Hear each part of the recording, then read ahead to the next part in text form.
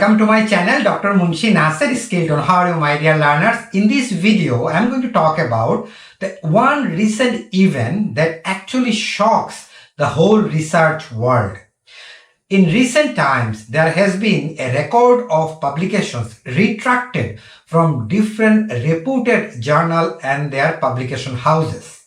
The reason why these research papers were retracted is the use of illegal data without mentioning the source, highly using AI, and also the number of authors who actually contributed in the research paper are not highlighted properly about their contribution.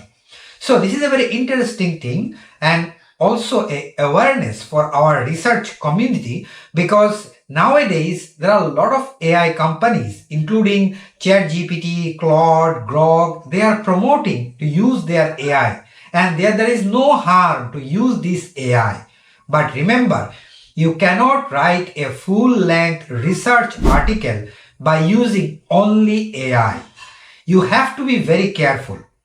Especially in the research methodology section, it has to be by your own and without contributing a single information from the referencing.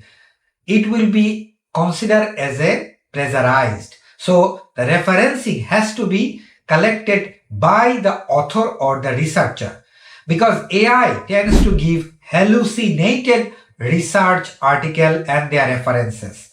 Once, as an editor, if I check and find that a reference is not available online and you have cited that in your research paper, that means you are not aware of your writing or your research, and that is immediate DAX rejection.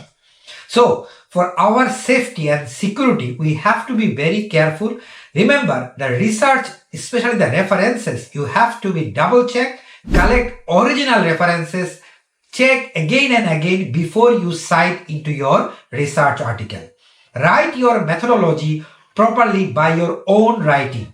Use equations, numbers, and different type of argument by your own in your research methodology or research design.